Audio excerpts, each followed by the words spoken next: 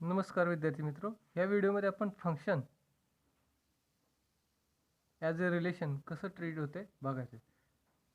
म्हणजेच काय, सेट ए आणि सेट बी वरती रिलेशन डिफाईन केलं असेल तर ते फंक्शन कधी होतं हे बघायचं. ओके, नेक्स्ट फंक्शन दिलं असेल तर त्याचा ग्राफ कसा ड्रॉ करायचा, त्याचा डोमेन काय, रेंज हे बघायचं आहे. ओके, तर आता फंक्शन एखादं रिलेशन सेट ए आणि सेट बी वरती डिफाईन केलं असेल तर ते फंक्शन कधी होतं ते बघूया. Let A and B be two non empty sets.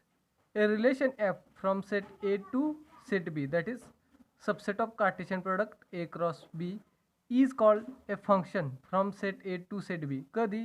For each x belongs to A, there exists y belongs to B such that ordered pair xy belongs to the rule of किंवा function F. Okay, कधी म्हणणार आहे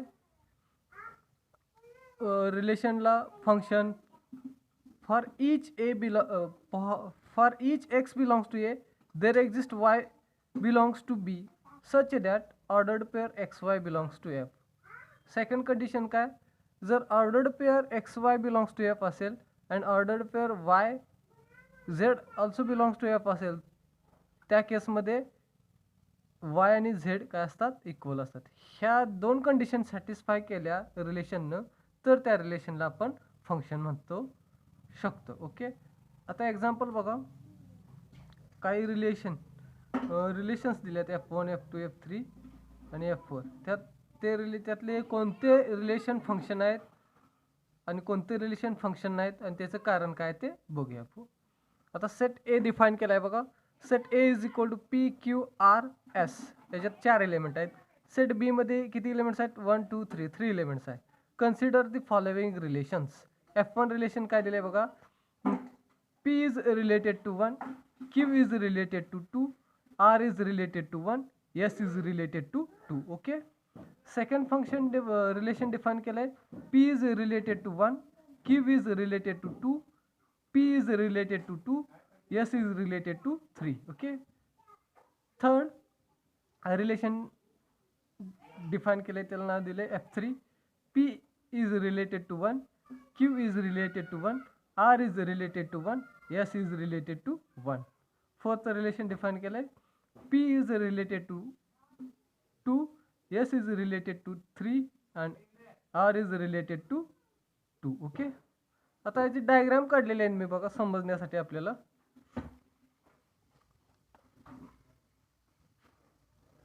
relation F1, set A मध्ये elements P Q R S, set B मध्ये elements 1 2 3. Okay, बघा P related आहे का 1 शी, तर आहे रिलेशन मध्ये बघा अशी बघितलेलं आपण. Q is also related to 2, R is also related to 1 and S is related to 2. Okay, second relation डायग्रामच्या थ्रू डिफाईन केलंय. P is related to 1 and P is also related to 2, Q is related to 2, R is not related any element of set B. Okay, S is also related to 2. Okay, आता याच्यामध्ये बघा relation 3 define केलंय. Set A set B, P is related to 1, Q is also related to 1, R is also related to 1, S is also related to 1. Okay, relation F4 दिले. P is related to 2, Q does not related to any element of set B, R is related to 2, S is related to 3. Okay, आता कोणतं relation function आहे आणि कोणतं relation function नाही त्याचं कारण बघूया. फर्स्ट रिलेशन फंक्शन आहे का चेक करूया आपण. फंक्शन असण्यासाठी त्या दोन प्रॉपर्टी सॅटिस्फाय केल्या पाहिजेत. ओके, बघा relation F1 is a function because each element of set A have unique element in set B. Okay, बघा प्रत्येक एलिमेंटला सेट ए मधल्या प्रत्येक एलिमेंटला इकडे एक तरी इमेज मिळते. ओके, हा इकडचा बी मधला एलिमेंट राहिला तर चालू शकतो, परंतु ए मधला इथला एकही एलिमेंट राहता कामा नाही. ए मधला एलिमेंट राहिला तर ते फंक्शन होऊ शकत नाही. ओके, पहिली कंडिशन काय, बी मधल्या प्रत्येक एलिमेंटला इकडं ॲटलिस्ट वन तर इमेज मिळायला पाहिजे. Okay, therefore it is function. F1 is function. आता सेकंड बघा रिलेशन. सेकंड रिलेशन आपण बघितलेलं इथं वरती.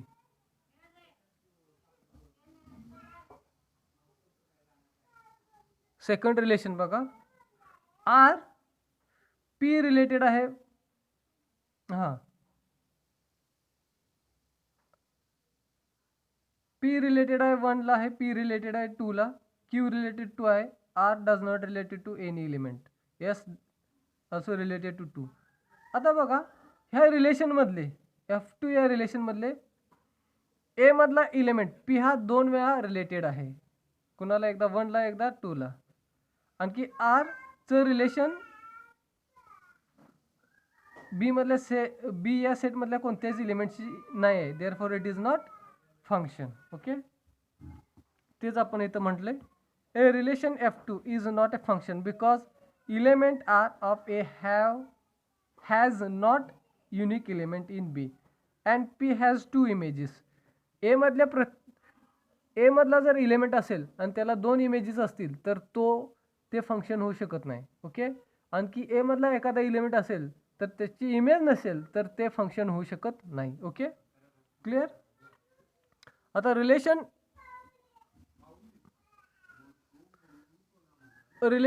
F3 हे फंक्शन आहे का चेक करूया. बघा ए मधला प्रत्येक एलिमेंट इकडं रिलेटेड आहे. कुणाला 1C. Okay,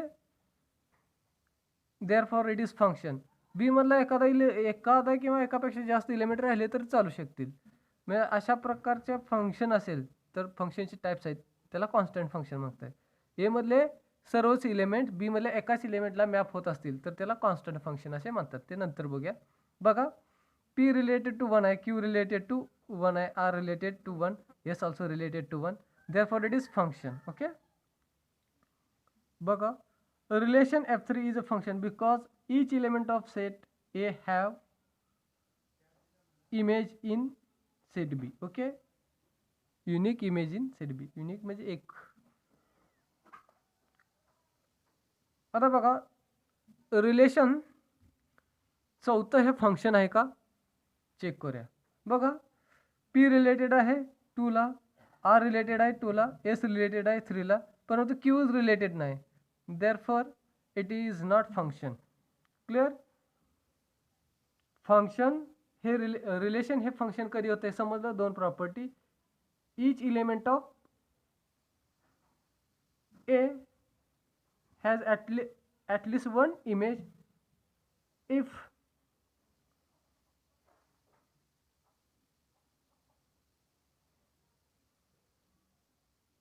element.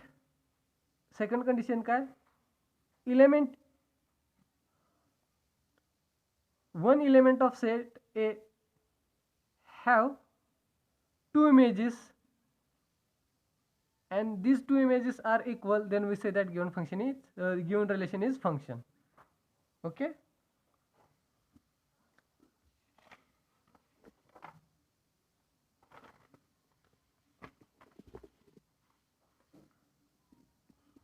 आता फंक्शनचा डोमेन, फंक्शनची रेंज, त्याचे डेफिनेशन बघूया. नोटमध्ये लिहून घेतलेत आपण, त्या बघूया. If a function f is expressed as a set of ordered pairs, the domain of f is the set of all first component of elements in f.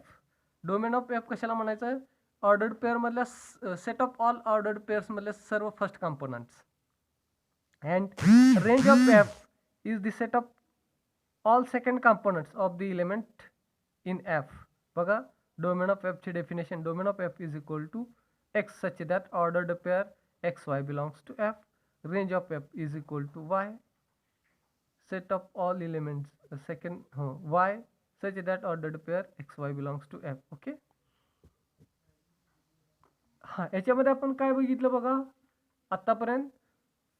Relation असेल ते फंक्शन कधी होते आणि त्याच्यावरचे examples.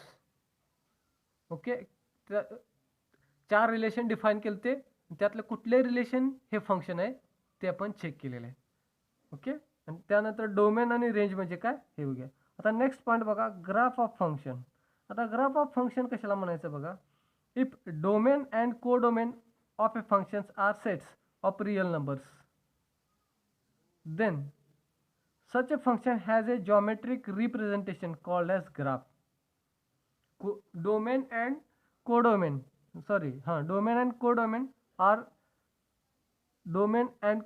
of functions are sets of real numbers. Then such a function has geometric representation called as graph. Thus graph is a diagrammatic representation of function. आता graph draw करण्यासाठी काय काय लागू शकते बघा आपल्याला. ग्राफ ड्रॉ करण्यासाठी दोन नॉन एम्प्टी सेट्स लागणार आणि ते दोन नॉन एम्प्टी सेट्स कुणाचे सबसेट असले पाहिजेत,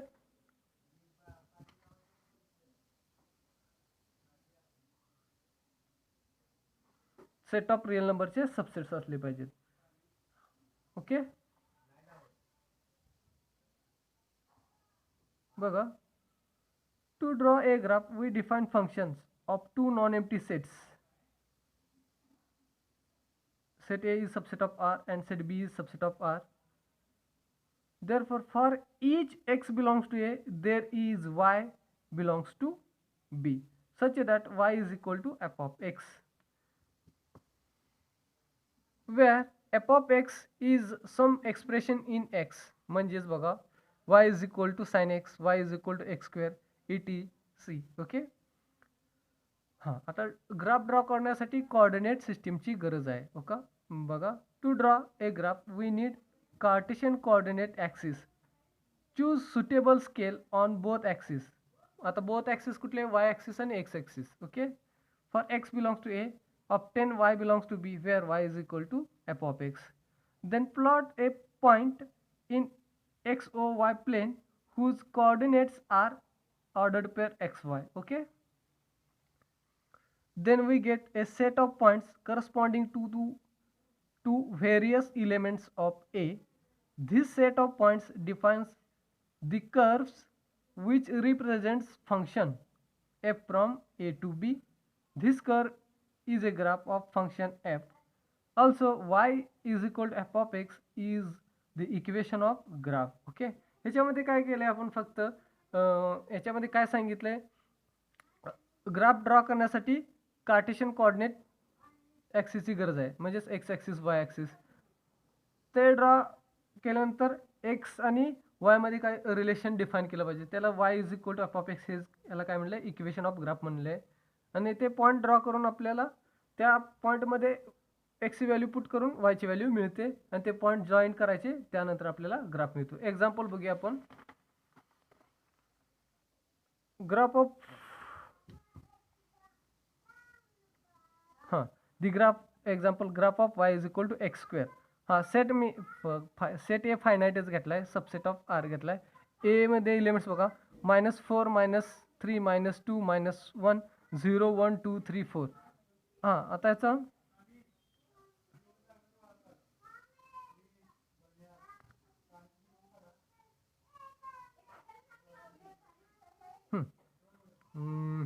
सेट बी मी घेतलाय बघा, म्हणजे याचा स्क्वेअर केल्यानंतर एलिमेंट्स जे मिळतात ते 0 आणि एक एक्स्ट्रा एलिमेंट ॲड केला आहे 5 0 16 9 4 1 0 अँड 5 सबसेट ऑफ आर घेतला आहे. ओके, आता याचा ग्राफ कसा ड्रॉ करायचा बघा. सेट ए मधले एलिमेंट्स आपण वाय ॲक्सिसवरती घ्यायचे. सेट ए मधले एलिमेंट्स आपण वाय ॲक्सिसवरती ड्रॉ करून घेतले बघा. 0 1 2 3 4.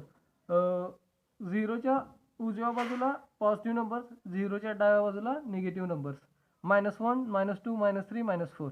आता याच्यावरती मी वाय ॲक्सिसवरती कुठले एलिमेंट्स घेतलेत बघा, 1 2 3 4 5 6 7 8 9 10 11 12 13 14 15 16 पर्यंत. ओके, असे एलिमेंट्स घेतलेत, कोणतेही घेऊ शकता आपण, किंवा ह्या सेटमधलेच एलिमेंट्स घेतले असते तर चालले असते, काय प्रॉब्लेम नाही.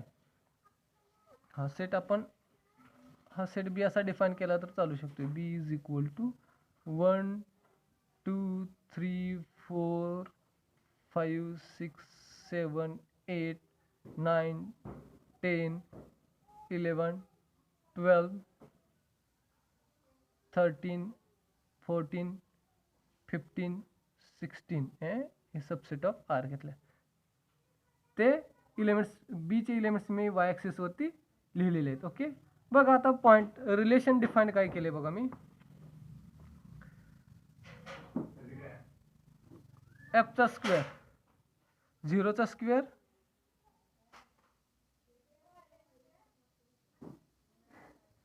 आपण अगोदर केलेलं तेच बरोबर होतं. कुठले elements set B is equal to 16 9 4 0 with the subset of R. Okay, आता एफ डिफाईन केले बघा. एफ 0चा वर्ग 0 1चा वर्ग 1 -1चा वर्ग 1 -2चा वर्ग 4 2चा वर्ग 4 -3चा वर्ग 9 3चा वर्ग 9 -4चा वर्ग 16 +4चा वर्ग 16. ओके, आता हे पॉईंट जॉईन करून घ्यायचे आहेत बघा. फंक्शन अप्लाय केल्यानंतर -4चा वर्ग -4चा वर्ग 16 हे पॉईंट जॉईन करा. इथं पॉईंट लिहा. ओके, नंतरचा -3चा वर्ग काय असतो 9. ओके, इथे मी पॉईंट ड्रॉ केलेला आहे बघा. इथं पॉईंट मी ड्रॉ केलेला आहे. नंतर -2चा वर्ग 4 इथं पॉईंट ड्रॉ केला आहे. -1चा वर्ग +1 इथं पॉईंट ड्रॉ केला. 0चा वर्ग 0. ओके, नंतर +1चा वर्ग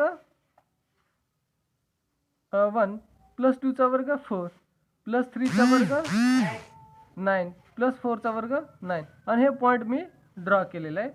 हा आपला काय झाला ग्राफ झाला. कोणाचा ग्राफ झाला y = x² हा ग्राफ झाला आहे. ओके, क्लिअर समजलं.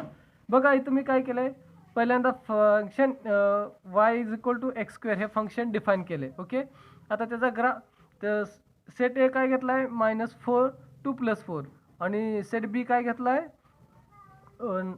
16 9 4 0. ओके, तेच मी पॉईंट काय केलेत ह्या याच्यामध्ये ड्रॉ केले आणि ते जॉईन केलेले आहेत. ओके, समजलं. याचा ग्राफ फाइंड केलेला हे फंक्शन मी इथं डिफाईन केलेलं आहे बघा. ओके, हे पॉईंट. आता याचा डोमेन काय असणार आहे सेट ए असणार आहे आणि रेंज ऑफ एफ काय असणार आहे जे इमेज मिळाले ते 0 1 4 9 16. ओके, हे समजले ग्राफ कसा ड्रॉ करायचा ते. ओके, आता नेक्स्ट थांबूया इथं.